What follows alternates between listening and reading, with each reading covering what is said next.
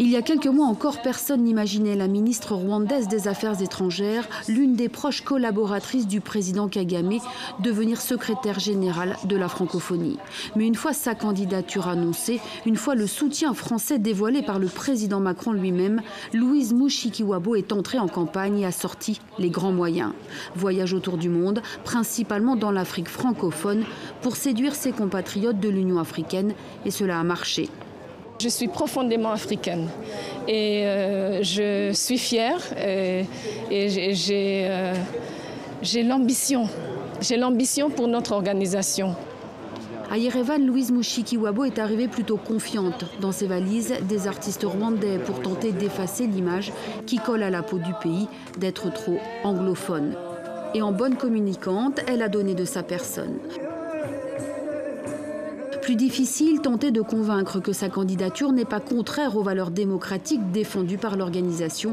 Face aux accusations contre son pays, elle promet de la transparence, égratignant au passage son adversaire canadienne, Michaëlle Jean. J'ai aussi conscience, et je l'ai entendu de plusieurs États membres, notamment nos membres de l'Amérique du Nord et d'autres, que la francophonie doit être une organisation efficace. Donc on va veiller à l'efficacité. On va veiller à la transparence. Alors, progressivement, le consensus s'est fait et l'Afrique a vu sa candidate s'imposer. Le Canada, principal soutien de Michaëlle Jean, a tiré sa révérence à la veille du sommet. Je voudrais vraiment féliciter de votre antenne le Premier ministre du Canada, M. Trudeau, qui a compris la nécessité de consensus et il a retiré la candidature de Mme Michaëlle Jean. En échange de quoi? Est-ce que c'est vrai que vous avez accepté d'appuyer la candidature de Louise Mushikiwabo en échange de l'appui de la France pour que le Canada obtienne un siège au Conseil de sécurité de l'ONU? Non.